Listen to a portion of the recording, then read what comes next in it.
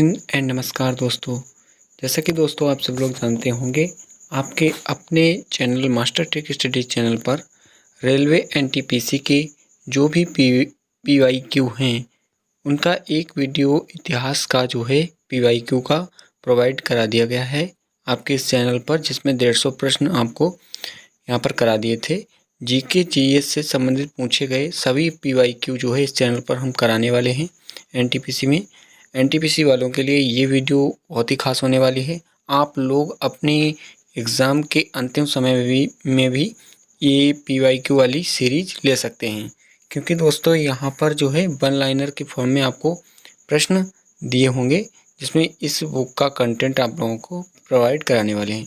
तो दोस्तों वीडियो में बिना कोई ज़्यादा बात करते हुए हम लोग सीधे अपने प्रश्नों पर चलते हैं। तो कल दोस्तों हम लोगों ने 150 प्रश्नों तक यहाँ पर पढ़ा था पहली वीडियो में। आज हम दूसरी वीडियो लेकर के आए हैं, जिसमें हम लोग 151 प्रश्न नंबर 151 से स्टार्ट करेंगे और लगभग 447 प्रश्न हैं इसमें हिस्ट्री के। तो 447 प्रश्न नंबर तक हम लोग पहुँचेंगे आज इस वीडियो में। तो आप लोगों को इस वीडियो को ध्यान से देखना है, क्योंकि आप लोग देख पा रहे होंगे यहाँ पर CBT 1 CBT 2 में पूछे गए प्रश्न हैं, जिसमें जीएस का अच्छा लेवल रहता है एनटीपीसी एग्ज़ाम में 15 जून 2022 को। तो दोस्तों आगे प्रश्न है कि सेल्यूकस निकेटर नामक शासक द्वारा मेगस्थनीज नामक राजदूत को चंद्रगुप्त मौर्य के दरबार में भेजा गया था। तो ये कौन सा शासक था, कहाँ का शासक था? तो ये यूनानी का शासक था। इसका राइट आंसर हो जाएगा यूनानी।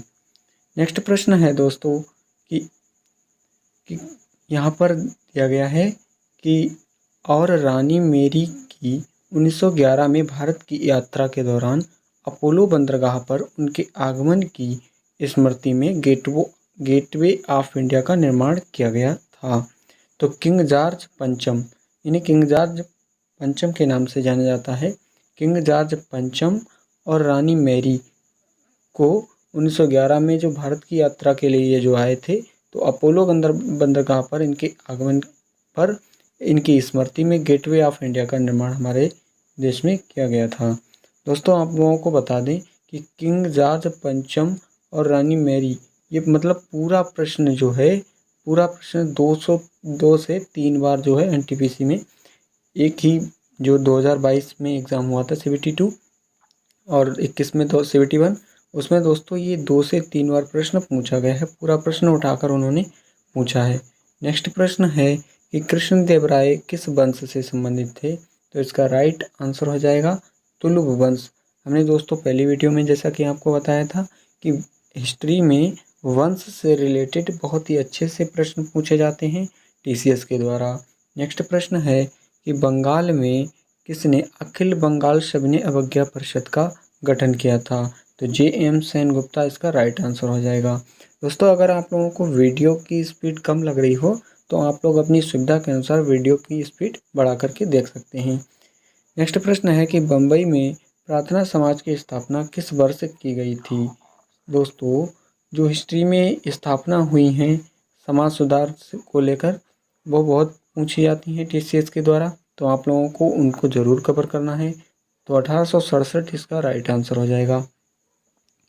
सिंधु घाटी सभ्यता के समय शिल्प निर्माण के लिए सीप कहाँ से प्राप्त किए जाते थे? इसका राइट आंसर नागेश्वर हो जाएगा। नेक्स्ट प्रश्न है कि किसके द्वारा प्रस्तावित देसी प्रेस अधिनियम का उद्देश्य देसी प्रेस को ब्रिटिश नीतियों की आलोचना व्यक्त करने से रोकना था? CBT 2 में प्रश्न पूछा गया है। डॉग लिटन इसका राइट आंसर हो जाएगा। नेक्स्ट प्रश्न है कौन हर्षवर्धन के शासनकाल में भारत आया था? तो हुएनसांग इसका राइट आंसर हो जाएगा। पिछली बार आपने देखा होगा इब्न बतूता से प्रश्न पूछा गया था, इस बार हुएनसांग से प्रश्न पूछा गया है। तो इस तरह से जो विदेशी आए थे हमारे भारत में घूमने के लिए, यात्रा करने के लिए, उनके बारे में आप लोगों को ध्यान से पढ़ लेना है। नेक्स्ट प्रश्न है कि लाहौर में बादशाही मस्जिद का निर्माण किसने करवाया था? तो औरंगजेब इसका राइट आंसर हो जाएगा। नेक्स्ट प्रश्न है कि लगभग 260-61 ईसा पूर्व किस मौर्य सम्राट ने कलिंग को जीतने के लिए सैन्य अभियान का नेतृत्व किया था? तो इसका राइट आंसर हो जाएगा अशोक सम्राट अशोक ने लगभग 261 ईसा पूर्व कलिंग जीतने के लिए सैन्य अभियान का नेतृत्व किया था। नेक्स्ट प्रश्न है, भारत सरकार अधिनियम 1919 भारत के तत्कालीन वायसराय द्वारा की सिफारिश पर पारित किया गया था। तो किसकी सिफारिश पर पारित किया गया था? तो इसका राइट आंसर हो जाएगा मॉन्टेग्यू, एडविन मॉन्टेग्यू। उसके बाद दोस्तों नेक्स्ट क्वेश्चन है, मास्की कर्नाटक के जिले में स्थित पुरातात्विक स्थल है जिसे 1915 में सी वीडॉन द्वारा सम्राट अशोक के छोटे शिलालेख की खोज के साथ प्रसिद्धि प्राप्त हुई। तो ये प्रश्न दोस्तों इम्पोर्टेंट भी होता है। तो इसका राइट आंसर हो जाएगा रायचूर। रायचूर अशोक के छोटे शिलालेख की खोज के साथ प्रसिद्धि प्राप्त हुई। रायचूर शिलालेख को सी वीडॉन द्वारा खोजा गया है 1915 में। यह एक पुरातात्विक स्थल है, मास्की कर्नाटक में ये स्थित है। तो ये निम्न पॉइंट आप लोगों को इस प्रश्न से याद रखने हैं। नेक्स्ट प्रश्न है कि कौन सा स्थल आधुनिक गुजरात में स्थित है जहां अशोक के शिलालेख अवस्थित हैं? तो इसका राइट आंसर हो जाएगा गिरनार। नेक्स्ट प्रश्न है, 1680 में शिवाजी के पुत्र अपने भाई राजा राम के विरुद्ध उत्तराधिकार के युद्ध में विजय प्राप्त करने के बाद सिंहासन पर बैठे थे। CBT 2 में पूछा गया संभाजी। तो इसका राइट आंसर संभाजी हो जाएगा। नेक्स्ट प्रश्न है कि हरिजन सेवक संघ की स्थापना अस्पृश्यता नामक बुराई के उन्मूलन के प्रयोजनार्थ 1932 में किसके द्वारा की गई थी? तो इसका राइट आंसर हो जाएगा महात्मा गांधी। महात्मा गांधी से रिलेटेड जो भी प्रश्न दोस्तों बनते हैं वो आप लोगों को सभी याद कर लेने हैं, क्योंकि महात्मा गांधी से रिलेटेड अच्छे से प्रश्न पूछे जाते हैं TCS के द्वारा। किताबुल हिंद या किस यात्री एवं विद्वान की कृति थी? तो इसका राइट आंसर हो जाएगा अल-बरूनी। नेक्स्ट प्रश्न है कि कौन सा खोजकर्ता भारत आना चाहता था किंतु इसके बजाय अमेरिका के तट पर पहुंच गया? तो क्रिस्टोफर कोलंबस जो भारत आना चाहता था, लेकिन 1492 में ये भारत ना आकर के कहाँ पहुंच गया था? अमेरिका के तट पर पहुंच गया था। जिससे दोस्तों पूछा जाता है कि अमेरिका की खोज किसने की? तो उसका राइट आंसर कोलंबस हो जाएगा। भारत पहला पुर्तगाली जो भारत पहुंचने वाला था तो वो था वास्को डी गामा, जो 1498 में कालीकट पर पहुंचा था। तो ये प्रश्न भी आप लोगों को याद रखना है। नेक्स्ट प्रश्न है कि गौतम बुद्ध का जन्म कहाँ हुआ था? तो इसका राइट आंसर हो जाएगा लुम्बिनी में गौतम बुद्ध जी का जन्म हुआ था। अगला प्रश्न है 1857 में शाहमल ने किस स्थान पर विद्रोह का नेतृत्व किया था? तो बड़ौत इसका राइट आंसर हो जाएगा। नेक्स्ट प्रश्न है कि 9वीं शताब्दी में स्थापित प्रसिद्ध विक्रमशिला विश्वविद्यालय की स्थापना किसने कराई थी? धर्मपाल। अगला प्रश्न है कि भारतीय राष्ट्रीय कांग्रेस के पहले महासचिव कौन थे? तो इसका राइट आंसर हो जाएगा ए हो ह्यू, जिन्होंने 1885 ईस्वी में भारतीय राष्ट्रीय कांग्रेस की स्थापना की। तो ये भी पॉइंट आप लोगों को याद रखना है। नेक्स्ट प्रश्न है दोस्तों कि मुंबई के निकट एलिफेंटा की गुफाओं में स्थित मंदिर को समर्पित है? कौन सा मंदिर, मतलब किस को समर्पित है? मुंबई के निकट स्थित एलिफेंटा की गुफाओं में जो मंदिर है तो वो भगवान शिव को समर्पित मंदिर है। अगला प्रश्न है कि लंदन में आयोजित प्रथम गोलमेज सम्मेलन के दौरान ब्रिटिश प्रधानमंत्री कौन थे? तो उस समय मैकडोनाल्ड जो थे वो ब्रिटिश के प्रधानमंत्री थे। लंदन में आयोजित प्रथम गोलमेज सम्मेलन हुआ था। तो दोस्तों आप लोगों को गोलमेज सम्मेलन को राउंड टेबल कॉन्फ्रेंस कहते हैं। तो ये राउंड टेबल कॉन्फ्रेंस आप लोगों को बताना है कमेंट सेक्शन में कि कौन सी सन में हुआ था। नेक्स्ट प्रश्न है कि हैदराबाद का अंतिम निजाम यानी कि हैदराबाद का अंतिम शासक कौन था? तो मीर उस्मान अली खान इसका राइट आंसर हो जाएगा। नेक्स्ट अगला प्रश्न है किस वास्तुकार ने मुंबई स्थित गेटवे ऑफ इंडिया को डिजाइन किया था? जॉर्ज विटेट इसका राइट आंसर हो जाएगा। अगला प्रश्न है कि ईस्ट इंडिया कंपनी द्वारा किस वर्ष स्थायी बंदोबस्त को अमल में लाया गया था? तो इसका राइट आंसर हो जाएगा 1793। आप लोगों को बता दें दोस्तों कि स्थायी बंदोबस्त प्रक्रिया, महलवाड़ी प्रक्रिया, ये आप लोगों को याद रखना है कि किसने स्टार्ट की थी। अगला प्रश्न है कि मुगल कालीन प्रसिद्ध गायक तानसेन किस भारतीय संगीत शैली से संबंध रखते थे? तो ध्रुपद शैली से संबंध रखते थे। ये दोस्तों टीसीएस के द्वारा कई बार प्रश्न पूछा गया है। इसे एसएससी के कई एग्जाम में कई बार देखा गया। अगला प्रश्न है कि 1932 का पूना पैक्ट समझौता महात्मा गांधी और किस नेता के बीच हस्ताक्षरित किया गया था? तो वीडी अम्बेडकर यानी कि भीमराव अम्बेडकर के और महात्मा गांधी के मध्य 1932 में पूना पैक्ट समझौता हुआ था। तो ये भी आप लोगों को प्रश्न याद रखना है क्योंकि ये प्रश्न इम्पोर्टेंट रहने वाला है। अगला प्रश्न है कि मानव गतिविधियों एवं सभ्यता के प्राग ऐतिहासिक काल का सही काल क्रम क्या है? तो इसका पुरापाषाण काल, उसके बाद मध्य पाषाण काल, फिर नवपाषाण काल। अगला प्रश्न है मुगलों ने ईस्ट इंडिया कंपनी को दीवानी अधिकार बंगाल, बिहार, उड़ीसा में राजस्व संग्रहण करने तथा दीवानी मामलों का निस्तारण करने का अधिकार, यानी कि मुगलों ने ईस्ट इंडिया कंपनी को दीवानी अधिकार किस वर्ष प्रदान किया? तो इसका राइट आंसर हो जाएगा 1765। अगला प्रश्न है दिसंबर 1929 में लाहौर में आयोजित कांग्रेस का वार्षिक अधिवेशन किस वजह से महत्वपूर्ण था? तो 1929 में जो दिसंबर में लाहौर में आयोजित कांग्रेस का अधिवेशन हुआ था तो वो पूर्ण स्वराज्य के प्रति प्रतिबद्धता के कारण महत्वपूर्ण था। दोस्तों टीसीएस के द्वारा जो है पूर्ण स्वराज्य से संबंधित जो भी प्रश्न पूछे जाते हैं वो बहुत ही महत्वपूर्ण रहते हैं क्योंकि बहुत ही अच्छे से प्रश्न पूछे जाते हैं पूर्ण स्वराज्य से रिलेटेड। तो आप लोगों को पूर्ण स्वराज्य से रिलेटेड जो भी प्रश्न बनते हैं इतिहास में वो आप लोगों को याद कर लेना है। शाहजहाँ की बेटी ने शाहजहाँबाद यानी कि दिल्ली में स्थापित नई राजधानी की कई वास्तुशिल्प परियोजनाओं में भाग लिया। तो शाहजहाँ की बेटी का नाम पूछा गया जिसका नाम था जहाँ आरा। शाहजहाँ की बेटी जहाँ आरा ने शाहजहानाबाद दिल्ली में स्थापित नई राजधानी की कई वास्तुशिल्प परियोजनाओं में भाग लिया। अगला प्रश्न है क्या 1853 में अंग्रेजों द्वारा भारत के लिए किए गए सबसे महत्वपूर्ण योगदानों में से एक है? 1853 में जिसने लोगों को लंबी दूरी तक यात्रा करने में सक्षम बनाया। तो दोस्तों ये तो प्रश्न आप लोग कर सकते थे। इसके बारे में दोस्तों पिछली शिफ्ट में भी पूछा गया है। एनटीपीसी 11 जनवरी 2021 में भी इसमें पूछा गया है। रेल मार्ग इसका राइट आंसर हो जाएगा क्योंकि आप लोगों को दोस्तों याद होगा कि 1853 में यहाँ पर मुंबई से थाने तक जो है एक रेल लाइन चली थी। इसके बारे में आप लोग पीछे पढ़ चुके हैं प्रीवियस प्रश्न में। अगला प्रश्न है कि गांधी जी के खिलाफ अभियान प्रेस पर ब्रिटिश सेंसरशिप और पेशी के बिना नज़रबंदी के जवाब में था रोलेट एक्ट। गांधी जी का रोलेट एक्ट के खिलाफ अभियान प्रेस पर ब्रिटिश सेंसरशिप और पेशी के बिना नज़रबंदी के जवाब में था।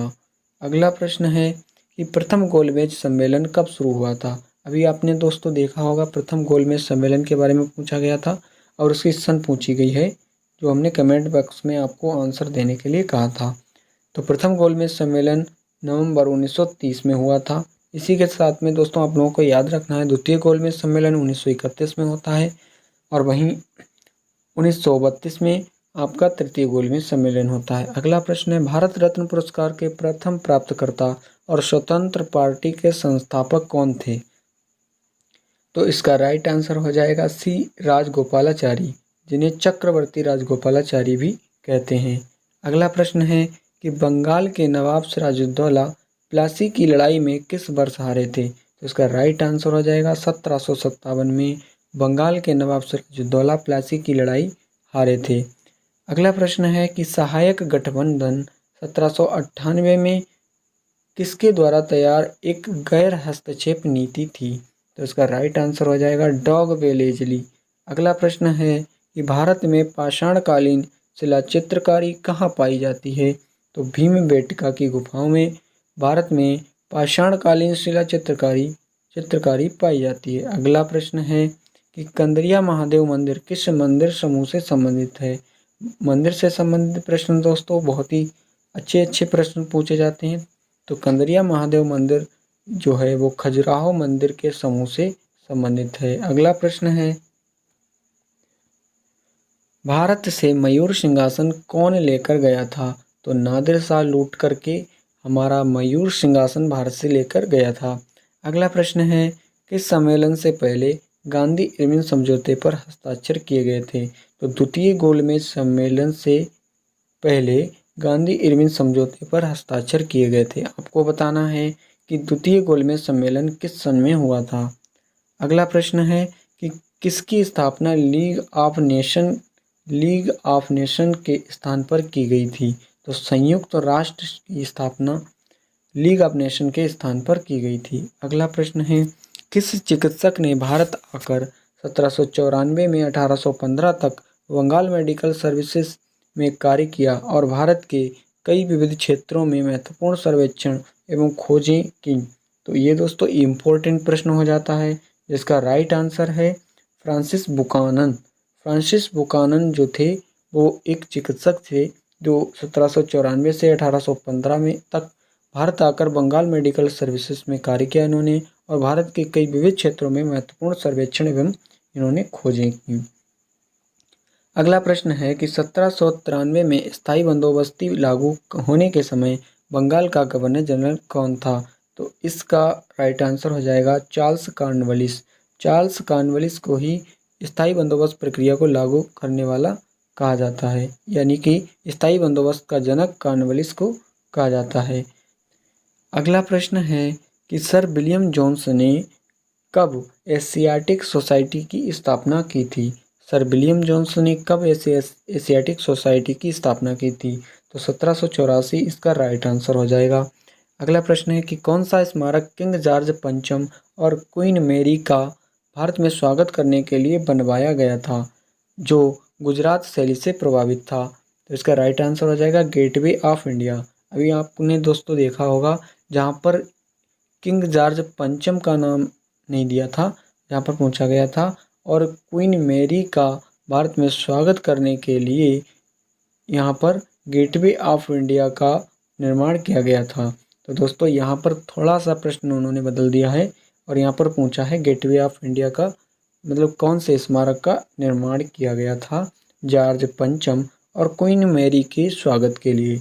तो आप लोगों को यहाँ पर कौन कौन से पॉइंट दोस्तों याद रखने हैं कि स्मारक कौन सा था, गेटवे ऑफ इंडिया, तो आ कौन रहा था भारत, जॉर्ज पंचम और क्वीन मैरी, इनका स्वागत करने के लिए ये गेटवे ऑफ इंडिया बनवाया गया था। और गेटवे ऑफ इंडिया जो है वो गुजरात शैली से प्रभावित था। तो ये पॉइंट आप लोगों को इस प्रश्न में याद रखने हैं।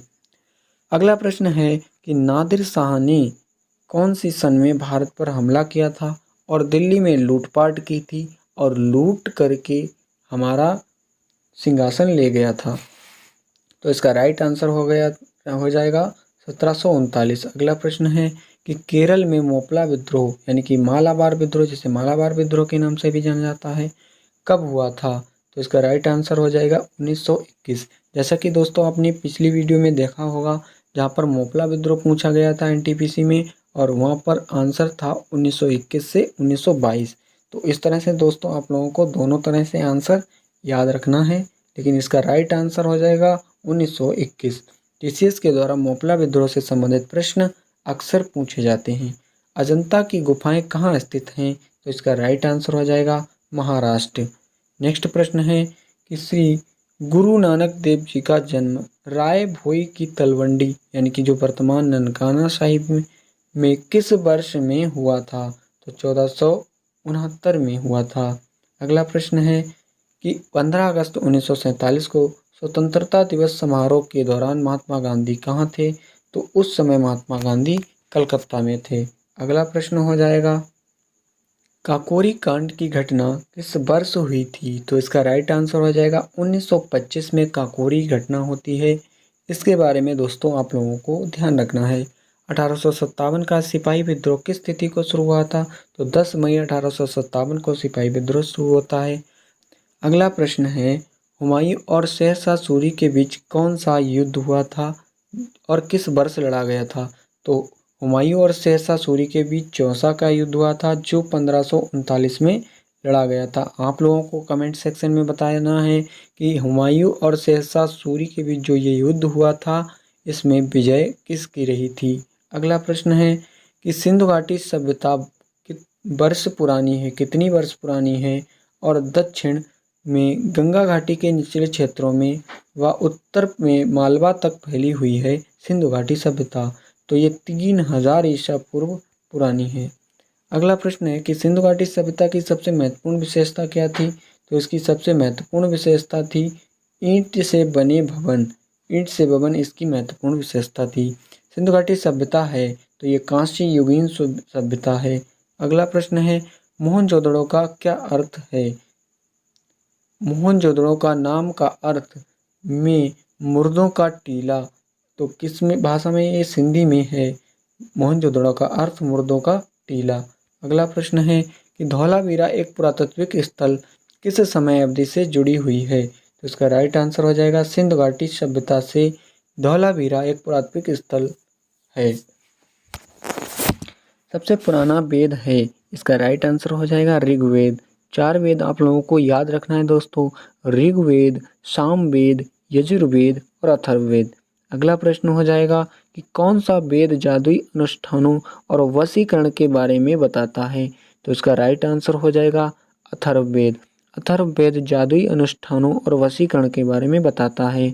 अगला प्रश्न है कौन सा वेद संगीत का वर्णन करता है। तो सामवेद। तो इसका दोस्तों आप लोगों को ट्रिक बता दें याद करने के लिए, संगीत साफ और सा से सामवेद। तो सामवेद जो है वो संगीत का वर्णन करता है। अथर्ववेद जो सबसे नया वेद है वो अनुष्ठानों से, मंत्र उच्चारण से संबंधित है। अगला प्रश्न है कि भारत का राष्ट्रीय आदर्श वाक्य सत्यमेव जयते अर्थात सत्य की हमेशा विजय होती है किस प्राचीन भारतीय शास्त्र से उद्धत एक मंत्र है। तो इसका राइट आंसर हो जाएगा मुंडकोपनिषद। इसका राइट आंसर हो जाएगा। अगला प्रश्न दिया है 215, प्रारंभिक भारतीय दार्शनिक के अनुसार प्रत्येक वस्तु मूल तत्वों से बनी है, यानी कि प्रत्येक वस्तु जो है कितने मूल तत्वों से बनी है। तो 5 मूल तत्वों से बनी है। तो इसका राइट आंसर 5 हो जाएगा। अगला प्रश्न है कि आर्य संस्कृति के सर्वोच्च काल में गंगा घाटी के जनपद जिनकी संख्या कितनी थी, जो महाजनपद बन गए थे। तो इसका राइट आंसर हो जाएगा 16 महाजनपद थे। अगला प्रश्न है कि पार्श्वनाथ जो एक क्षत्रिय और बनारस के राजा अश्वसेन के पुत्र थे, वह जैन तीर्थंकर बने। तो वे 23वें जैन तीर्थंकर बने। आप लोगों को बताना है कि 24वें तीर्थंकर कौन थे, जैन तीर्थंकर। अगला प्रश्न है कि महावीर स्वामी तीर्थंकरों में अंतिम तीर्थंकर माने जाते हैं। तो ये कौन से नंबर के तीर्थंकर थे ये, तो ये 24 नंबर के तीर्थंकर थे। अगला प्रश्न है कि किस वृक्ष के नीचे रानी माया देवी ने गौतम बुद्ध को जन्म दिया था। इसका राइट आंसर हो जाएगा साल वृक्ष के नीचे रानी माया देवी ने गौतम बुद्ध जी को जन्म दिया था। अगला प्रश्न है त्रिपिटक पवित्र धर्म ग्रंथ कौन से धर्म से संबंधित है। तो आप लोगों को ध्यान रखना है बौद्ध धर्म से ये संबंधित ग्रंथ है। आप लोगों को ध्यान रखना है त्रिपिटक पवित्र धर्म ग्रंथ ये बौद्ध धर्म से संबंधित है। त्रिपिटक हो, विनय पिटक हो या सूत्र पिटक हो, ये तीनों बौद्ध धर्म से संबंधित धर्म ग्रंथ हैं। अगला प्रश्न है कि गौतम बुद्ध ने अपना प्रवचन कहाँ दिया था। तो इसका राइट आंसर हो जाएगा सारनाथ में। नेक्स्ट प्रश्न है कि गौतम बुद्ध को ज्ञान कहाँ प्राप्त हुआ था। तो बोध गया में बोध हुआ इन्हें ज्ञान का बोध हुआ बोध गया में। अगला प्रश्न है कि बोध गया किस भारतीय राज्य में स्थित है। तो बोध गया बिहार में स्थित है। बोध गया बिहार में स्थित है। इन्हें ज्ञान का बोध हुआ था महात्मा बुद्ध को। गौतम बुद्ध ने अपने उपदेशों में जनसाधारण की भाषा का प्रयोग किया है। तो पाली भाषा का प्रयोग किया है। जनसाधारण के बीच इन्होंने पाली भाषा का प्रयोग किया है। ये ग्रुप डी में प्रश्न पूछा गया था, आप लोग देख सकते हैं यहाँ पर। ये भी ग्रुप डी का प्रश्न है कि जातक कथाओं में के जन्म और उनके पूर्व जीवन का वर्णन मिलता है। तो गौतम बुद्ध के जन्म और उनके पूर्व जीवन का वर्णन मिलता है जातक कथाओं में।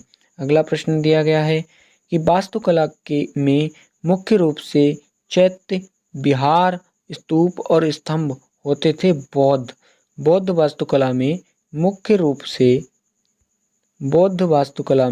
रूप से चैत्य, विहार, स्तूप और स्तंभ होते थे। दोस्तों आप लोगों को बता दें, चैत्य से संबंधित प्रश्न पूछा जाता है टीसीएस के द्वारा, विहार से संबंधित, स्तूप और स्तंभ से संबंधित, इनसे संबंधित टीसीएस के द्वारा प्रश्न पूछे जाते हैं।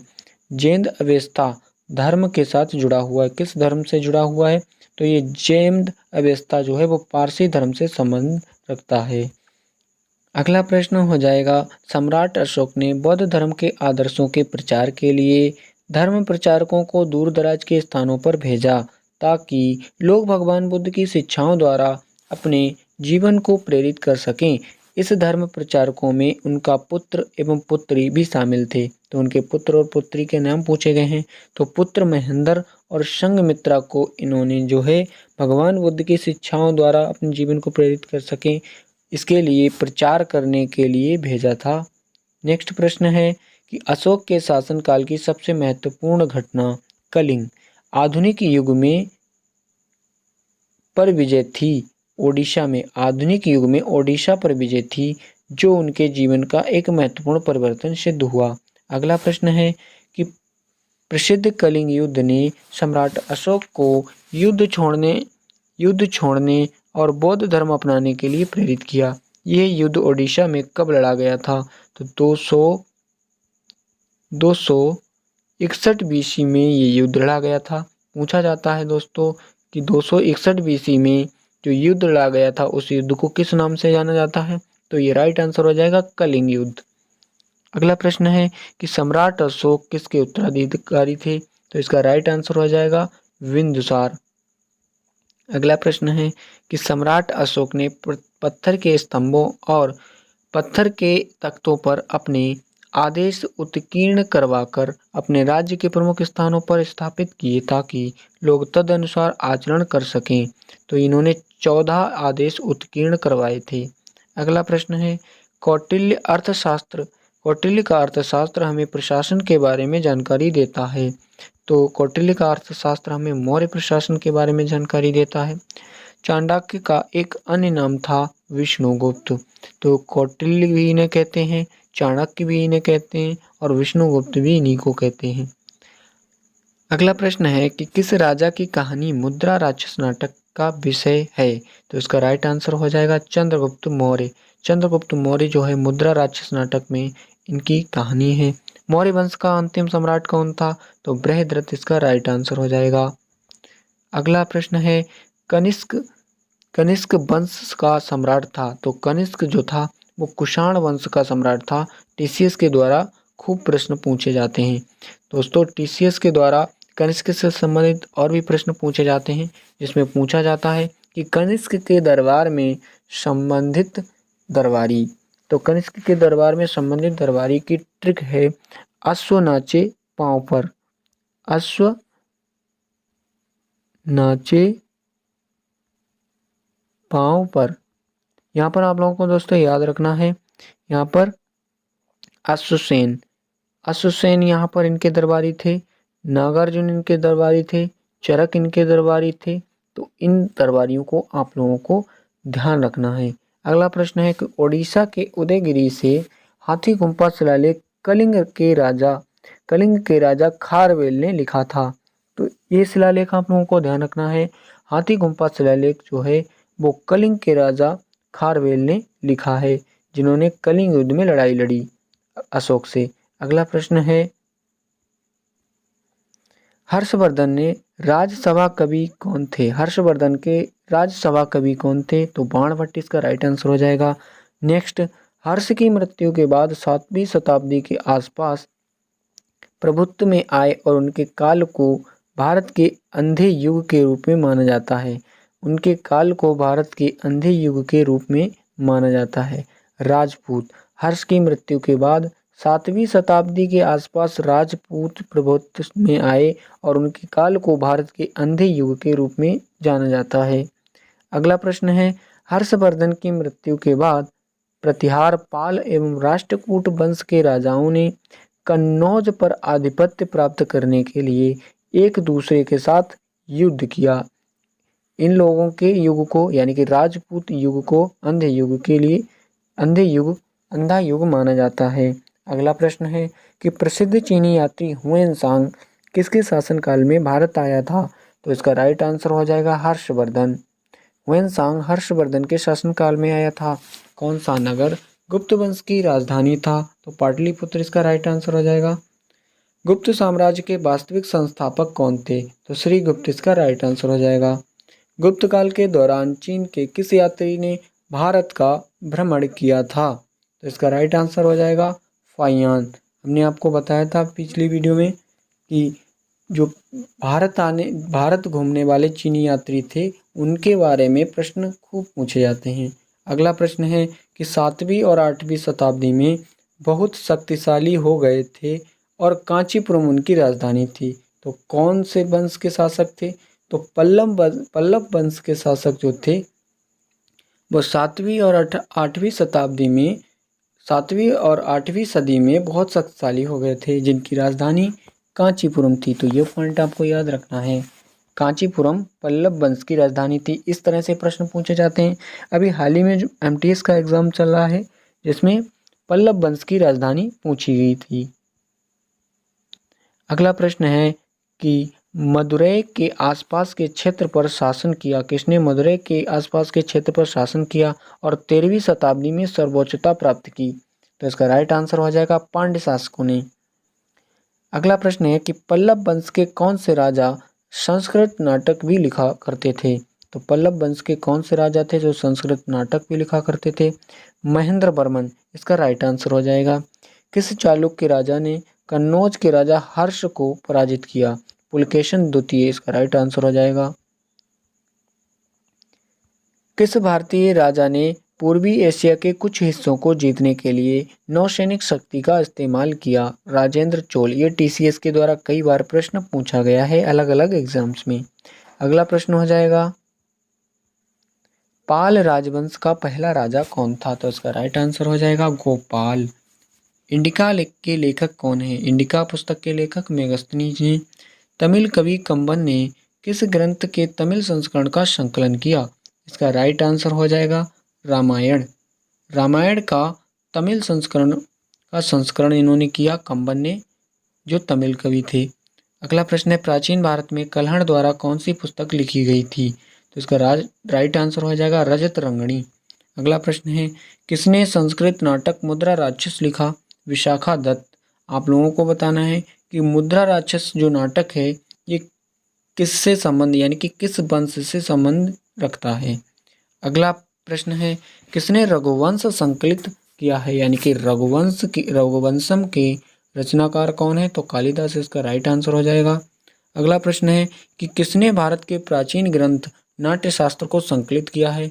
भरत मुनि इसका राइट आंसर हो जाएगा। अगला प्रश्न है कि प्राचीन संस्कृत व्याकरण पुस्तक अष्टाध्यायी के लेखक कौन हैं? तो पाणिनि इसका राइट आंसर हो जाएगा। दोस्तों आप लोगों से मैं एक निवेदन जरूर करना चाहूँगा कि अगर आप लोग चैनल पर नए हैं तो चैनल को सब्सक्राइब अवश्य कर लीजिएगा, क्योंकि दोस्तों टीसीएस के द्वारा जितने भी एग्ज़ाम कंडक्ट कराए जाते हैं उनके प्रीवियस ईयर क्वेश्चन जो है इस चैनल पर कराने वाले हैं। चाहे वो एमटीएस हो, सीजीएल, सीएचएसएल या सीपीओ, कोई सा भी एग्ज़ाम हो, या एनटीपीसी, ग्रुप डी या कोई सा भी रेलवे का एग्ज़ाम हो, तो टीसीएस के द्वारा जो भी प्रीवियस ईयर क्वेश्चन कराए गए हैं अलग अलग एग्जाम्स में वो सभी आप लोगों को यहाँ पर मिल जाएंगे। अगला प्रश्न है कि चरक संहिता चिकित्सा किस शाखा से संबंधित है? तो इसका राइट आंसर हो जाएगा आयुर्वेद। अगला प्रश्न है सुश्रुत को के रूप में जाना जाता है? तो भारतीय शल्य चिकित्सक जनक के रूप में सुश्रुत को जाना जाता है। ऐहोल शिलालेख किस शासक से जुड़ा है? पुलकेशन द्वितीय से ऐहोल शिलालेख जुड़ा हुआ है। अगर प्रश्न पूछा जाए हाथी गुम्फा शिलालेख किस शासक से जुड़ा हुआ है? तो कलिंग के राजा खारवेल से हाथी गुम्फा शिलालेख जुड़ा हुआ है। अगला है अजंता गुफा की चित्रकला भारत में बौद्ध धर्म के स्वर्ण युग का प्रमाण है। अजंता गुफा की चित्रकला भारत में बौद्ध धर्म के स्वर्ण युग का प्रमाण है। अगला प्रश्न है अजंता एवं एलोरा की गुफाएं किस राज्य में स्थापित हैं? तो इसका राइट आंसर हो जाएगा महाराष्ट्र। किस मंदिर को यूरोपीय नाविकों द्वारा ब्लैक पैगोडा के नाम से भी जाना जाता है? तो कोणार्क का सूर्य मंदिर जिसे ब्लैक पैगोडा भी कहा जाता है।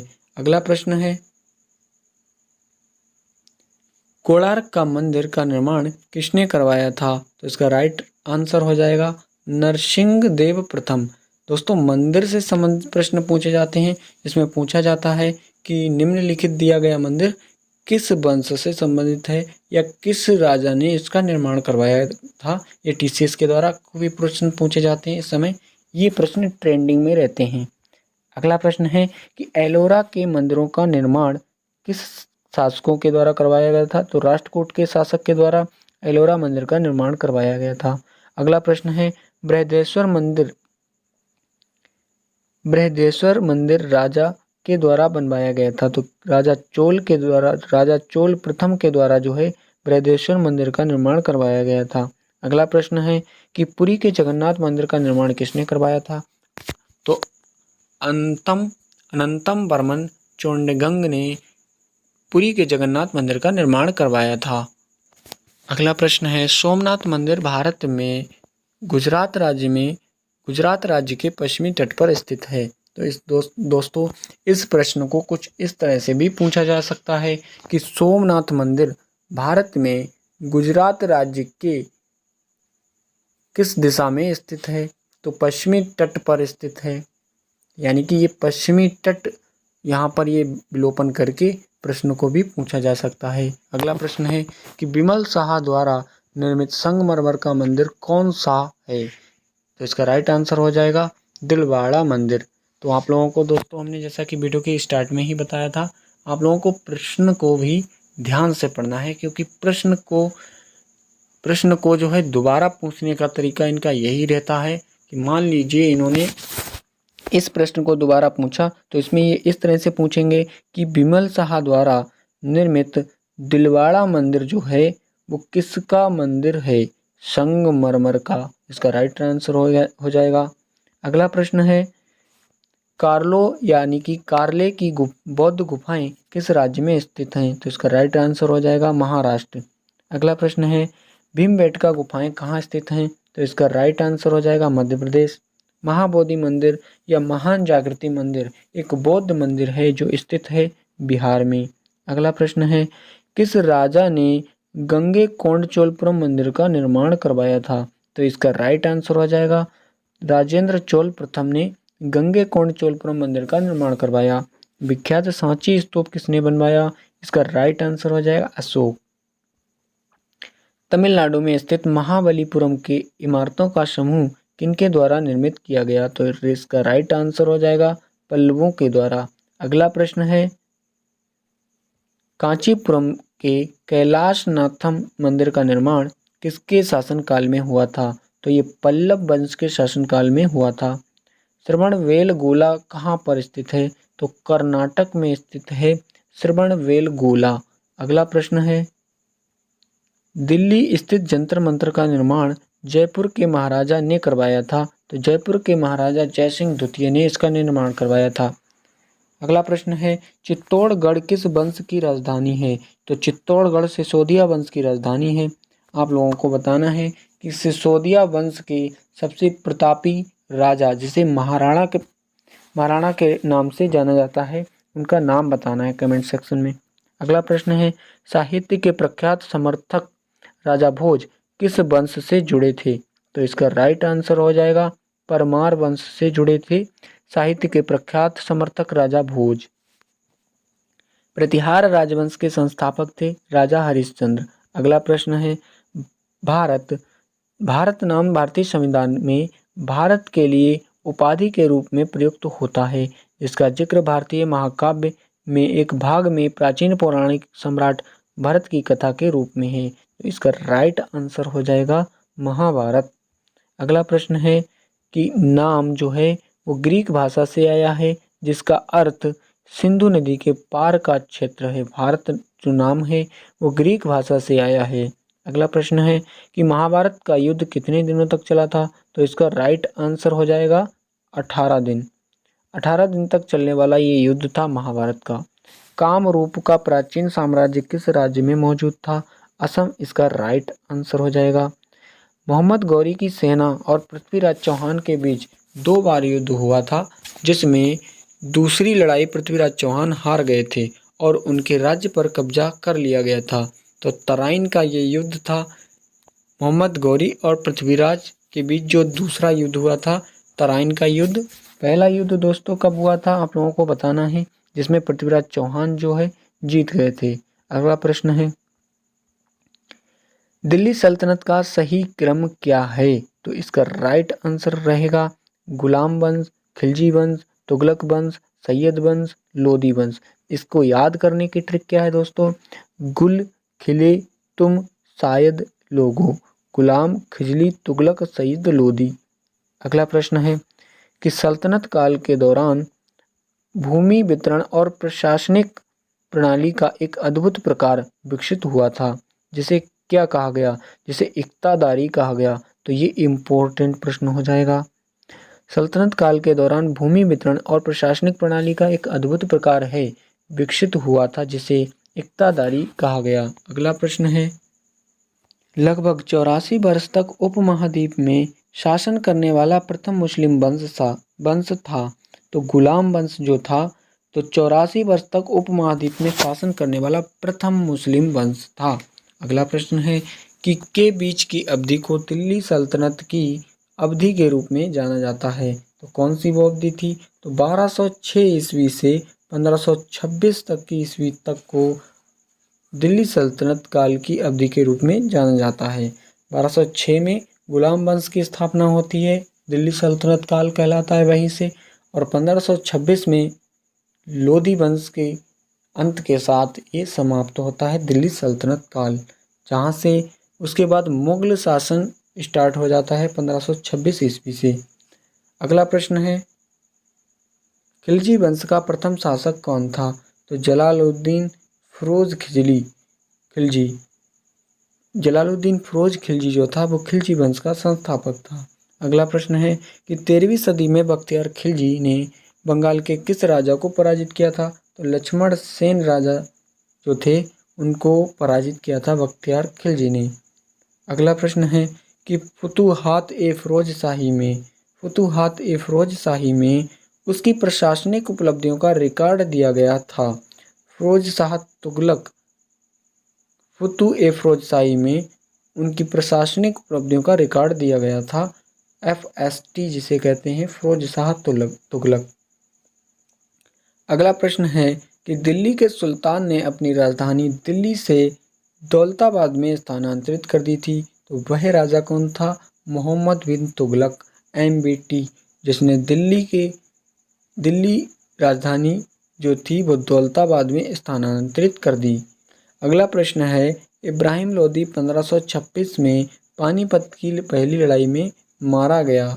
तो इसका राइट आंसर हो जाएगा बाबर के साथ जो युद्ध हुआ था, जिसमें इब्राहिम लोदी की हार हुई और मृत्यु भी हुई थी युद्ध में। अगला प्रश्न है, आगरा शहर के संस्थापक माने जाते हैं। तो इसका राइट आंसर हो जाएगा सिकंदर लोदी। नेक्स्ट, कुतुब मीनार जो दुनिया की सबसे ऊंची ईंटों की मीनार है, इसका निर्माण 1193 में दिल्ली सल्तनत के किस संस्थापक के आदेशों के तहत किया गया था? तो इसका राइट आंसर हो जाएगा कुतुबुद्दीन ऐबक। भारतीय इस्लामी शिल्पकला जो कुतुब मीनार एवं अलाई दरवाजा जैसे स्मारकों में दृष्टिगोचर है, ये भारत के किस युग से संबंधित है? दिल्ली सल्तनत काल से संबंधित है। अगला प्रश्न है, अहमदनगर की किस रानी ने बादशाह अकबर का विरोध किया था? तो अहमदनगर की रानी थी चांद बीवी। अगला प्रश्न है, किसने साहित्य आमुक्तिमाल्यदा पर मध्ययुगीन ग्रंथ संकलित किया है? तो इसका राइट आंसर हो जाएगा श्री कृष्ण देव राय। अगला प्रश्न है, देवराय प्रथम के शासनकाल के दौरान निकोलो कोंटी ने कौन सी ईस्वी में विजयनगर साम्राज्य का दौरा किया था? तो 1420 ईस्वी में निकोलो कोंटी के द्वारा देवराय प्रथम के शासनकाल में जो है विजयनगर का दौरा किया गया था। अगला प्रश्न है, साम्राज्य की स्थापना संगम राजकुमार हरिहर और बुक्का के द्वारा की गई थी। तो विजयनगर साम्राज्य इसका राइट आंसर हो जाएगा। अगला प्रश्न है कि किस साम्राज्य की स्थापना 1347 में हसन गंगू ने की थी? वैष्णवी साम्राज्य हो जाएगा। विजयनगर साम्राज्य के पहले राजा कौन थे? हरिहर प्रथम इसके पहले राजा थे। अगला प्रश्न, वर्तमान समय का विजयनगर साम्राज्य की राजधानी हुआ करती थी? तो हम्पी। वर्तमान समय का हम्पी जो है विजयनगर साम्राज्य की राजधानी हुआ करता था। अगला प्रश्न है, एक मुस्लिम संत रहते थे। कौन एक मुस्लिम संत रहते थे जहाँ फतेहपुर सीकरी बनाया गया था? तो वो उनका नाम है शेख सलीम चिश्ती। एक मुस्लिम संत थे जो फतेहपुर सीकरी में बनाया गया था। शेख सलीम चिश्ती। अगला, खानवा का युद्ध के बीच लड़ा गया था? तो इसका राइट आंसर हो जाएगा खानवा का युद्ध बाबर और राणा सांगा के मध्य लड़ा गया था। दोस्तों, आप लोगों के द्वारा बाबर के द्वारा जो युद्ध लड़े गए हैं, आप लोगों को बाबर के द्वारा लड़े गए युद्धों को जरूर याद रखना है, जिसमें आप लोगों को एक ट्रिक से बताते हैं कि 26 में पानी पिया, 27 में खाना खाया, 28 में चल दिया, 29 में घर गया और 30 में मर गया। यानी 26 में पानी पिया, पानीपत का युद्ध बाबर के द्वारा लड़ा गया था। 27 में खाना खाया, खानवा का युद्ध। उसके बाद में 26 में पानी पिया, 27 में खाना खाया, 28 में घर गया, घग्गर का युद्ध, 29 में चल दिया, चंदेरी का युद्ध और 30 में बाबर की मृत्यु हो गई। अगला प्रश्न है कि खानवा का युद्ध किस वर्ष लड़ा गया था? तो इसका राइट आंसर 1527 हो जाएगा। पानीपत का प्रथम युद्ध कब लड़ा गया था? 1526 इसका राइट आंसर हो जाएगा। किस वंश के शासकों को सुल्तान नहीं कहा जाता था? तो ये मुगल सम्राट जो थे उन लोगों को सुल्तान नहीं कहा जाता था। अगला प्रश्न है कि सूरी राजवंश की स्थापना शेरशाह सूरी ने की थी, जिसने तक शासन किया था, जिसने 1540 से 1545 तक शासन किया था। आप लोगों को बताना है कि सूरी वंश की स्थापना जो है शेरशाह सूरी ने किस वंश के राजा को हरा कर के की थी? तो ये कमेंट सेक्शन में आपको आंसर जरूर देना है।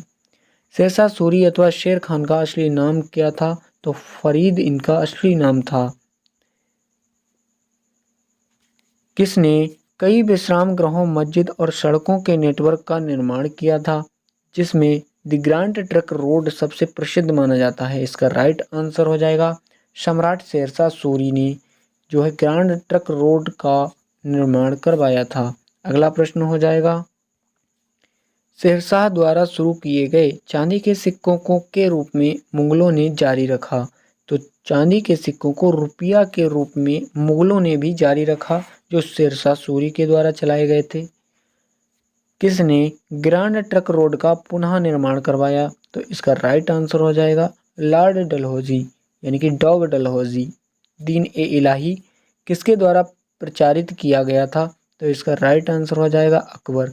अगला प्रश्न है, किस मुगल सम्राट ने फतेहपुर सीकरी को अपनी राजधानी बनाया? तो इसका राइट आंसर हो जाएगा अकबर। सेना को मजबूत करने के लिए मनसबदारी प्रथा किसने स्टार्ट की थी? तो अकबर इसका राइट आंसर हो जाएगा। 27 अक्टूबर 1605 को किसकी फतेहपुर सीकरी में मृत्यु हुई थी, जिसे आगरा के सिकंदराबाद में दफनाया गया? सम्राट अशोक। अगला प्रश्न है कि रानी हमीदा बानो बेगम मुगल सम्राट की पत्नी थी? तो किस मुगल सम्राट की पत्नी थी? हुमायूं की पत्नी थी रानी हमीदा बानो बेगम। हमीदा बानो बेगम की माँ थी, तो ये सम्राट अकबर की माँ थी। अकबर के पिता कौन थे? हुमायूं। अगला प्रश्न है, भारत के तीसरे मुगल सम्राट कौन बने थे? अकबर। यानी कि पहले मुगल सम्राट कौन थे? बाबर, दूसरे मुगल सम्राट हुमायूं और तीसरे मुगल सम्राट अकबर। इसके बाद किस मुगल शासक ने ताजमहल बनवाया था? तो इसका राइट आंसर हो जाएगा शाहजहां ने। भारत के इतिहास के में किसे आलमगीर के नाम से जाना जाता है? औरंगजेब इसका राइट आंसर हो जाएगा। अगला प्रश्न है कि औरंगजेब की मृत्यु के बाद भारत के विभिन्न हिस्सों में मुगल प्रशासकों के तहत कई क्षेत्रीय साम्राज्य सत्ता में आए। तो 1707 ईस्वी में औरंगजेब की मृत्यु के बाद भारत के विभिन्न हिस्सों में मुगल प्रशासकों के तहत कई क्षेत्रीय साम्राज्य सत्ता में आए। किस मुगल सम्राट को अंग्रेजों ने रंगून भेज दिया था, तो इसका राइट आंसर हो जाएगा बहादुर शाह जफर। नेक्स्ट प्रश्न है, बाबर की आत्मकथा बाबरनामा किस भाषा में लिखी गई है? तो इसका राइट आंसर हो जाएगा तुर्की भाषा में। अगला प्रश्न है कि मध्यकाल में भारत आने वाले यात्रियों ने अपनी जीवनी लिखी और दरबारी कवियों ने अपने राजाओं की प्रशंसा के लिए कविताएं लिखी। इन साहित्य स्रोतों को क्या कहा गया? तो इतिवृत्त कहा गया इन साहित्य स्रोतों को। फतेहपुर सीकरी या विजय का शहर 12 साल तक की राजधानी रहा। तो ये जो है अकबर की 12 साल तक राजधानी रहा फतेहपुर सीकरी, जिसे विजय का शहर भी कहते हैं। मोती मस्जिद या कहें पर्ल मस्जिद किस किले की सबसे सुंदर संरचना है? तो ये लाल किले की सबसे सुंदर संरचना है पर्ल मस्जिद या कहें मोती मस्जिद। अगला प्रश्न है, चार मीनार का निर्माण किस व्यापक रूप से फैली बीमारी के उन्मूलन के लिए किया गया था? तो प्लेग की जो बीमारी फैली थी, इसके उन्मूलन के लिए चार मीनार का निर्माण करवाया गया था। अगला प्रश्न है कि महाराष्ट्र में अवस्थित मुरुद जंजीरा किला चारों ओर से किससे घिरा था? तो ये जल से घिरा था। अगला प्रश्न है कि हवा महल का निर्माण किसने किया था? तो इसका राइट आंसर हो जाएगा महाराजा सवाई प्रताप सिंह। अगला प्रश्न है कि जयपुर में हवा महल का निर्माण किससे हुआ था?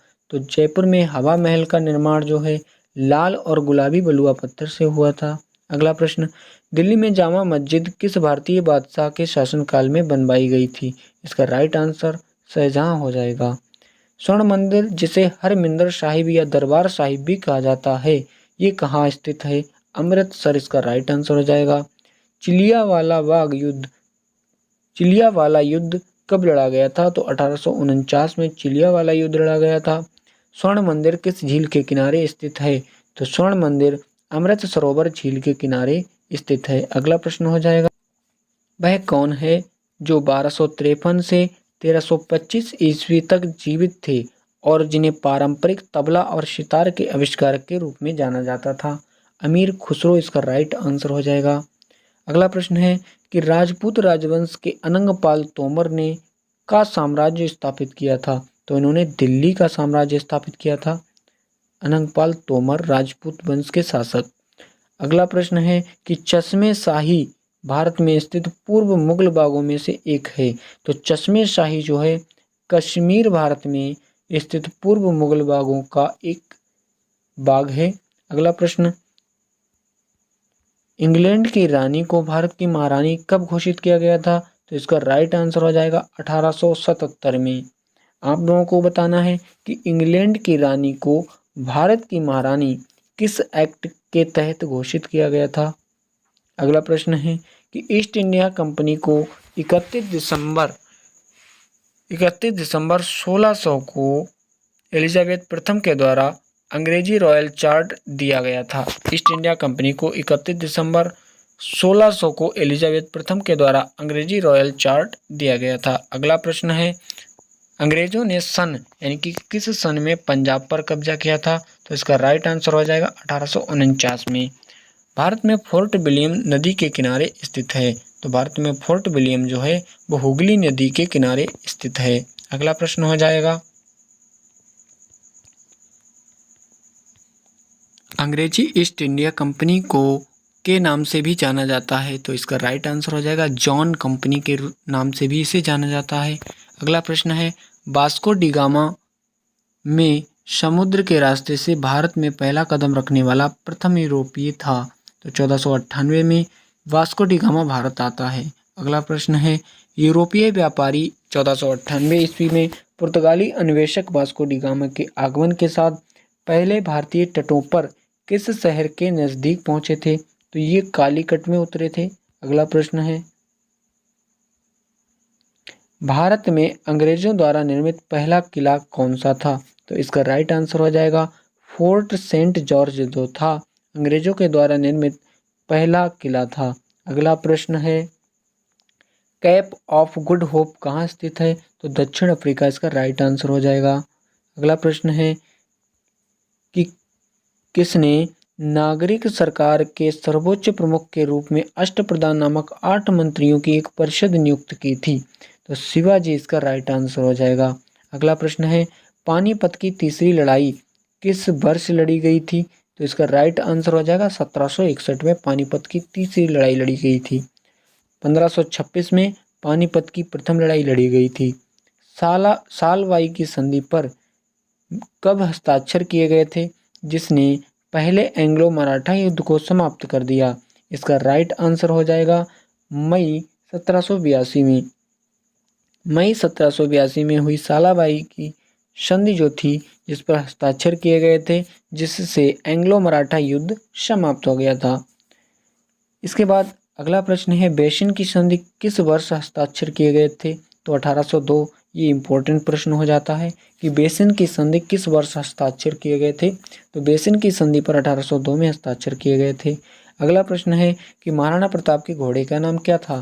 तो इसका राइट आंसर हो जाएगा चेतक। अगला प्रश्न है, प्लासी का युद्ध कब लड़ा गया था? तो 23 जून 1757 को प्लासी का युद्ध लड़ा गया था। भारत की स्वतंत्रता से पहले सबसे बड़ा सामंती राज्य था हैदराबाद, सबसे बड़ा सामंती राज्य था। किस संधि के परिणाम स्वरूप तृतीय आंग्ल मैसूर युद्ध समाप्त हो गया था? श्रीरंगपट्टनम की संधि के परिणाम स्वरूप जो है तृतीय आंग्ल मैसूर युद्ध समाप्त हो गया था। अगला प्रश्न, टीपू सुल्तान मस्जिद कहाँ स्थित है? तो कोलकाता राइट आंसर हो जाएगा। अगला प्रश्न है, अंग्रेजों ने भारत में क्षेत्रों को प्रांतों में विभाजित किया, बंगाल, बॉम्बे, मद्रास, जिन्हें प्रेसिडेंसी कहा गया। अगला प्रश्न है, भारत में पहली यात्री रेलगाड़ी किस राज्य से शुरू की गई थी? तो महाराष्ट्र इसका राइट आंसर हो जाएगा। जिसमें आपको याद रखना है, पहली यात्री रेलगाड़ी जो थी वो 1853 में मुंबई से ठाणे तक चली थी, महाराष्ट्र में। अगला प्रश्न है, स्वतंत्रता प्राप्ति से पूर्व भारत के सर्वप्रथम जूट मिल कहाँ स्थापित किए गए थे? तो बंगाल इसका राइट आंसर हो जाएगा। चंपारण सत्याग्रह से पहले चंपारण के किसान पंचकठिया प्रणाली को अपनाते थे, जिसमें 1 बीघा भूमि के 5 कट्ठे में बोया जाता था, तो नील की खेती बोई जाती थी। अगला प्रश्न है, को बंगाल, बिहार और उड़ीसा के लॉर्ड कॉर्नवालिस द्वारा शुरू किया गया था। तो स्थायी बंदोबस्त जो प्रक्रिया थी, स्थायी बंदोबस्त को बंगाल, बिहार और उड़ीसा में लॉर्ड कॉर्नवालिस के द्वारा शुरू किया गया था। अगला प्रश्न है कि वर्तमान में पश्चिम उत्तर प्रदेश, मध्य प्रदेश और पंजाब के कुछ हिस्सों में 1830 में शुरू किया गया था। तो क्या शुरू किया गया था? महलवाड़ी व्यवस्था शुरू की गई थी। भारत में शिक्षा की प्रगति की समीक्षा हेतु विलियम हंटर समिति का गठन किस वर्ष किया गया था? तो इसका राइट आंसर हो जाएगा 1882 में। अगला प्रश्न है, वयस्क शिक्षा संगठन ज्ञान प्रसारक मंडली की शुरुआत किसने की थी? तो दादा भाई नौरोजी इसका राइट आंसर हो जाएगा। अंग्रेजों ने भारत में अंग्रेजी को शिक्षा का माध्यम में बनाया था। तो 1835 ईस्वी में अंग्रेजों ने भारत में अंग्रेजी शिक्षा का माध्यम बनाया था। अगला प्रश्न हो जाएगा, किसने 1914 में कॉमनवेल्थ नामक साप्ताहिक समाचार पत्र की स्थापना की? तो एनी बेसेंट इसका राइट आंसर हो जाएगा। अगला प्रश्न है, वर्ष 1778 में अंग्रेजों ने पहली प्रिंटिंग प्रेस की स्थापना की। तो वर्ष 1778 में अंग्रेजों ने कलकत्ता में पहली प्रिंटिंग प्रेस की स्थापना की।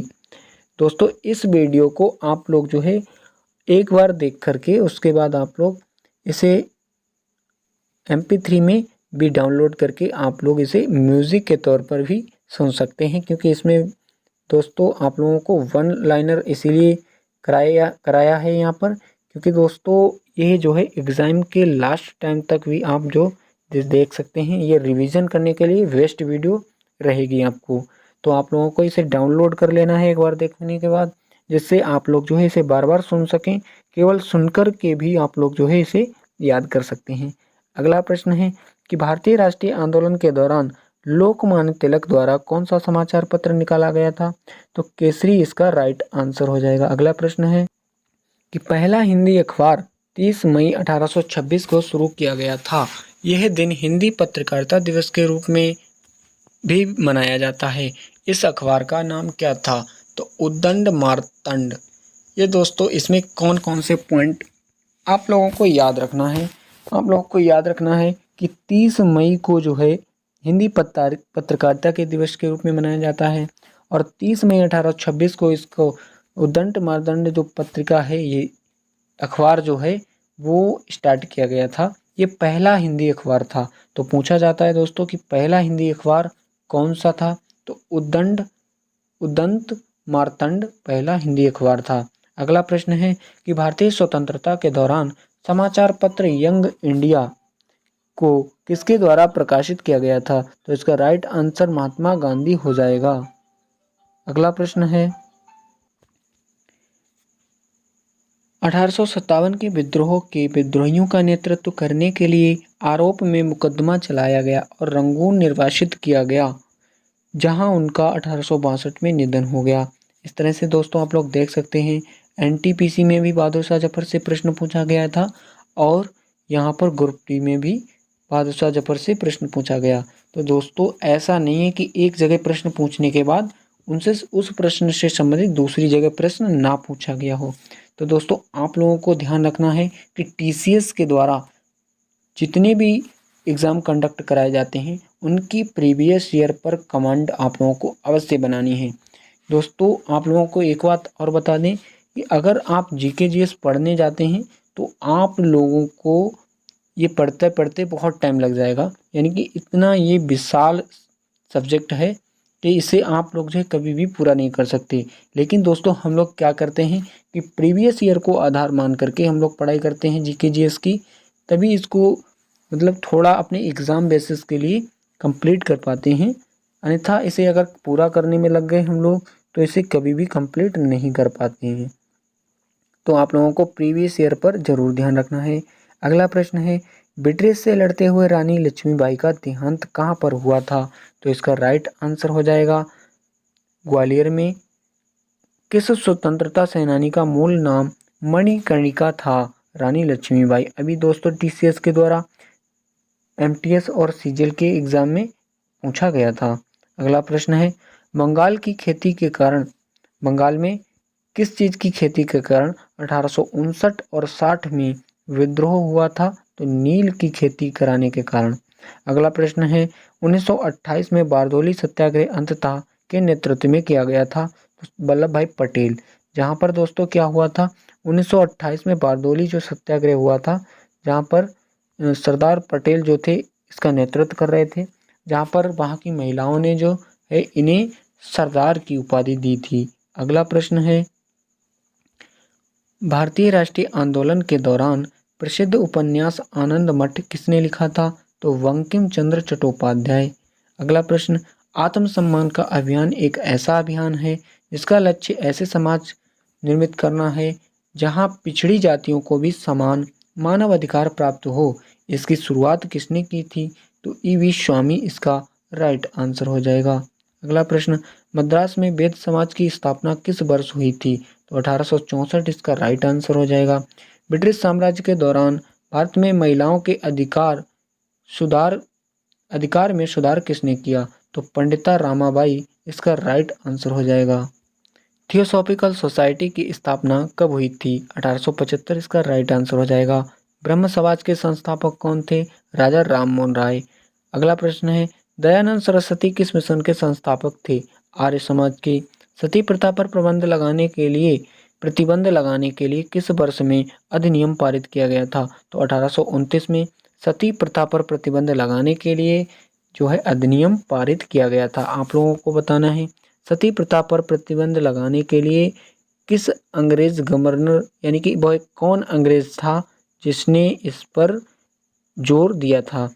अगला प्रश्न है कि किसने हिंदू धर्म के कई अनुष्ठानों के खिलाफ प्रचार किया था, जैसे मूर्ति पूजा, जन्म जाति, पशु बलि और वेदों को पढ़ने के लिए महिलाओं पर प्रतिबंध?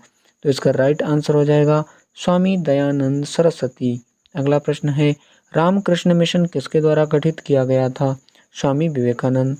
अगला प्रश्न 1893 में विश्व की धर्म संघीय संसद में भारत का प्रतिनिधित्व किसने किया था?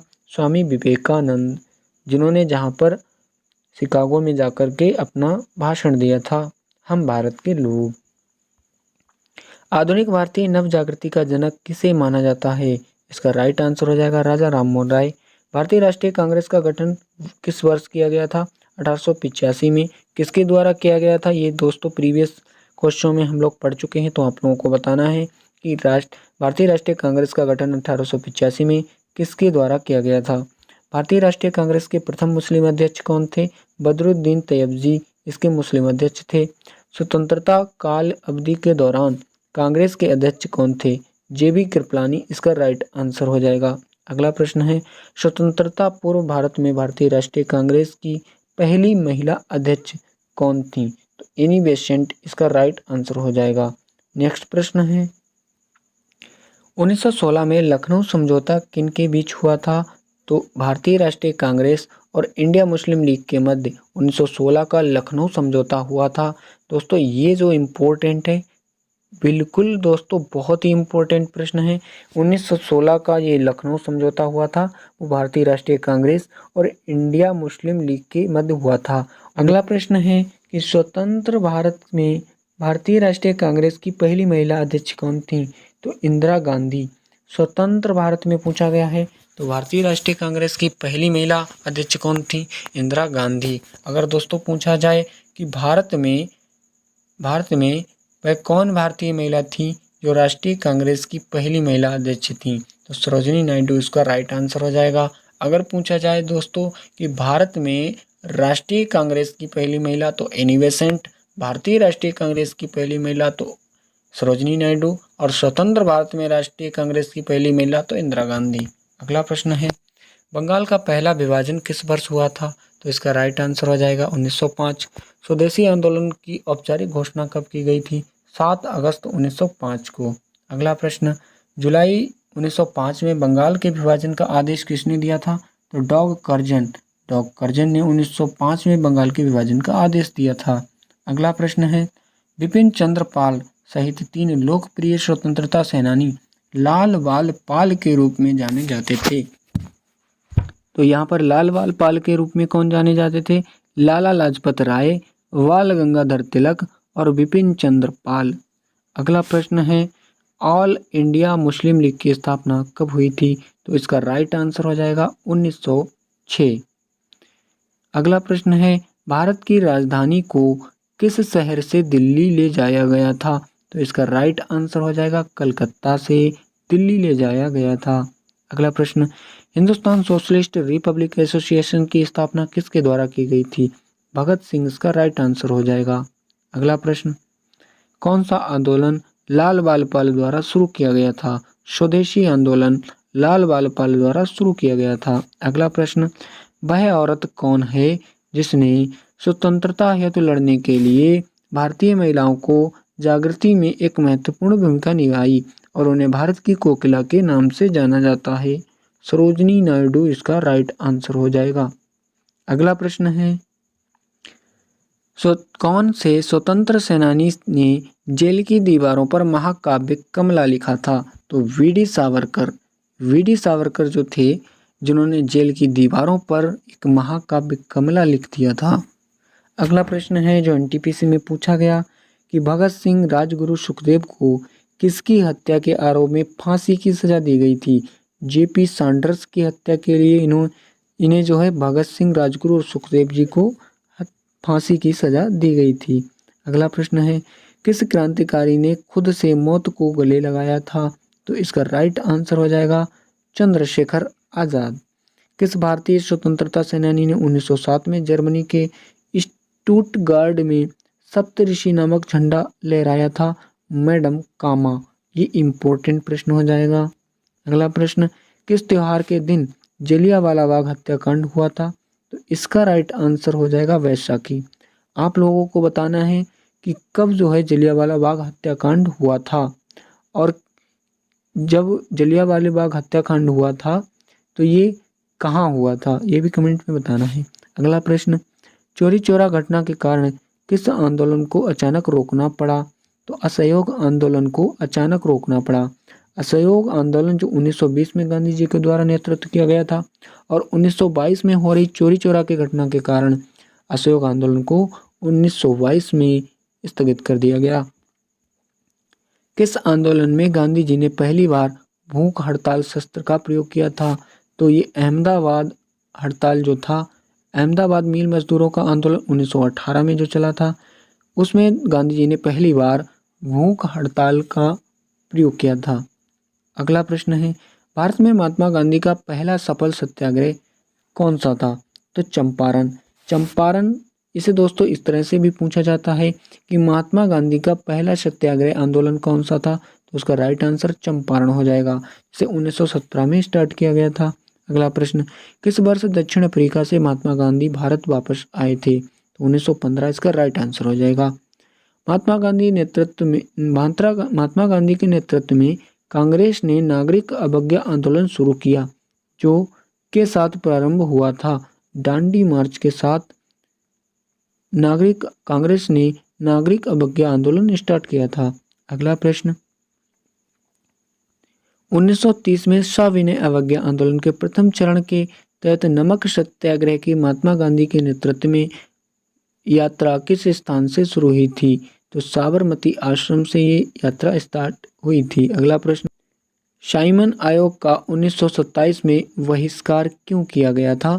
तो इसका राइट आंसर हो जाएगा क्योंकि आयोग में कोई भारतीय मूल का सदस्य नहीं था। साइमन कमीशन, गो बैक के नारे लगाए गए। अगला प्रश्न, किस सन में सुभाष चंद्र बोस ने आज़ाद हिंद फौज की स्थापना की थी? इसका राइट आंसर 1943 हो जाएगा। इंडियन नेशनल आर्मी ने ब्रिटिश शासन से अंडमान और निकोबार द्वीप समूह वापस लिया। इंडियन नेशनल आर्मी ने ब्रिटिश शासन से अंडमान निकोबार द्वीप समूह वापस लिया। उन्हें क्या नाम दिया गया? तो शहीद और स्वराज द्वीप का नाम दिया गया था।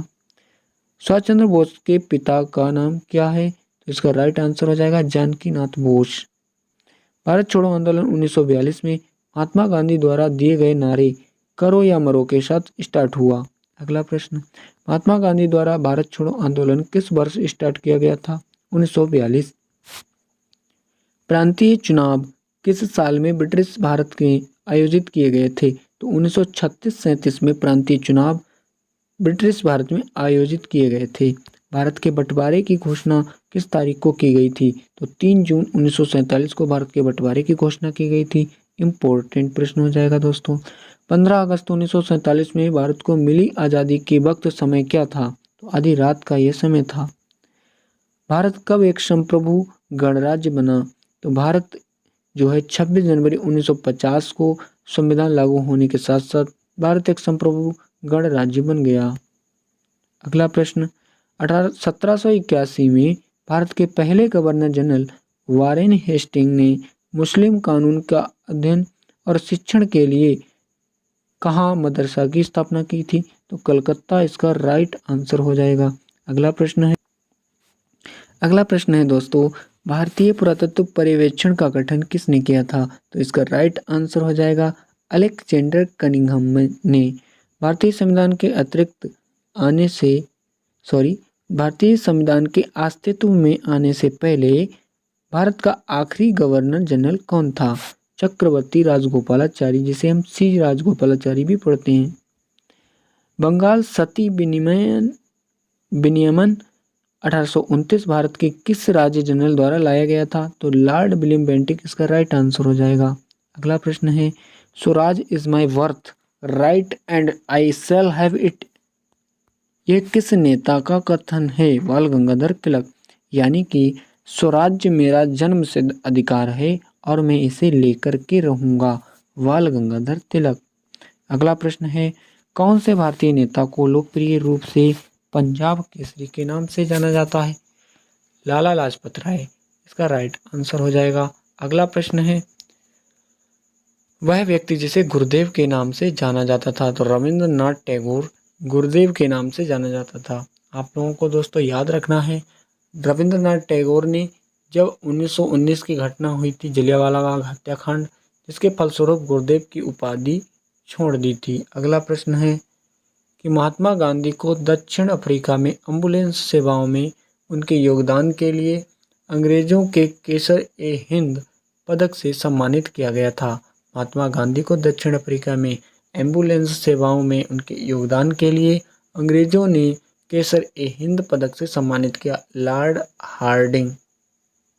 हार्डिंग ने केसर ए हिंद के पदक से सम्मानित किया था। अगला प्रश्न, रविन्द्रनाथ टैगोर को गुरुदेव की उपाधि किसने दी थी? तो महात्मा गांधी जी ने गुरुदेव की उपाधि दी थी। अगला प्रश्न है, किसने कहा था तुम मुझे खून दो मैं तुम्हें आज़ादी दूंगा? सुभाष चंद्र बोस इसका राइट आंसर हो जाएगा। बिस्मार्क ऑफ इंडिया किसे कहा जाता है? वल्लभ भाई पटेल, सरदार वल्लभ भाई पटेल को बिस्मार्क ऑफ इंडिया कहा जाता है। प्रसिद्ध पर्यटक आकर्षण स्थल विक्टोरिया मेमोरियल किस राज्य में स्थित है? पश्चिम बंगाल इसका राइट आंसर हो जाएगा। अगला प्रश्न है, विक्टोरिया टर्मिनल जिसे अब छत्रपति शिवाजी टर्मिनल कहा जाता है का निर्माण कब किया गया था? इसका राइट आंसर हो जाएगा 1888 में। अगला प्रश्न है, किसका निर्माण प्रथम विश्व युद्ध में शहीद हुए सैनिकों की स्मृति में किया गया था? इंडिया गेट का निर्माण प्रथम विश्व युद्ध में शहीद हुए सैनिकों की स्मृति में किया गया था। अगला प्रश्न, दिल्ली के संसद भवन का निर्माण किस अवधि के दौरान किया गया था? तो 1921 से 1927 के अवधि में दिल्ली संसद भवन का निर्माण किया गया था।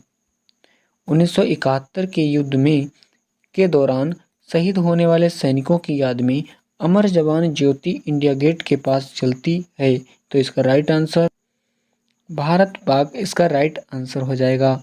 अगला प्रश्न है दोस्तों कि किस भारत पाक युद्ध के बाद ताशकंद घोषणा हुई थी? तो इसका राइट आंसर 1965 हो जाएगा। पहला एंग्लो बर्मा युद्ध कब हुआ था? 1824 से 1826 में पहला एंग्लो बर्मा युद्ध हुआ था। अगला प्रश्न, भारत पाकिस्तान कारगिल युद्ध का कोड नाम था ऑपरेशन विजय। ऑपरेशन विजय से स्टार्ट होकर के दोस्तों हम लोग ऑपरेशन विजय पर ही समाप्त करते हैं प्रश्नों को।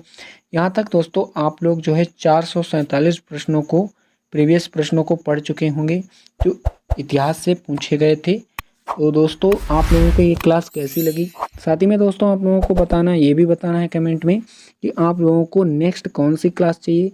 वैसे हम स्टैटिक जीके की क्लास लाने वाले हैं और आप लोगों को इस क्लास में किस तरह के सुधार देखने की आवश्यकता है इस सजेशन की भी मुझे इंतज़ार रहेगा आपकी कमेंट का।